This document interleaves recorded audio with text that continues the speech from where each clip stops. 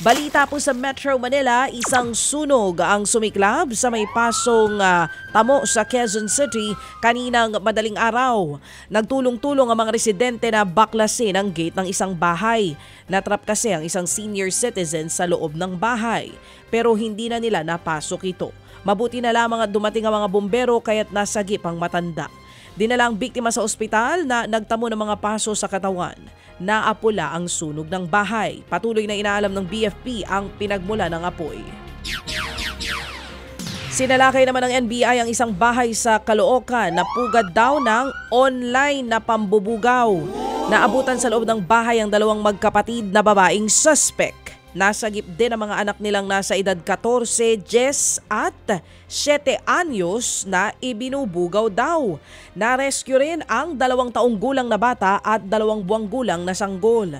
Inaalam pa kung kabilang din sila sa mga ibinubugaw. Ikinasa ng NBI ang operasyon matapos silang makatanggap ng report mula sa intelligence unit sa ibang bansa.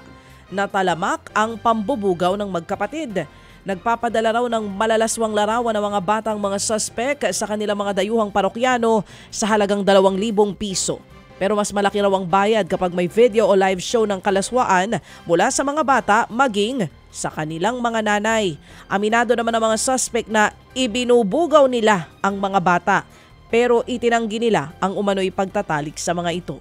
Nahaharap sila ngayon sa patong-patong na mga kaso. Nahuli naman ng isang suspendidong pulis sa Quezon City na nagbenta ng 8 mountain bike na inisyu ng lokal na pamahalaan sa QCPD. Natuklasan na kulang ang mga bisikleta nang inspeksyonin ito ng mga pulis noong Agosto 2. Kalaunay nakita nilang ibinibenta online ang ilan sa mga ito ng isang sibilyan.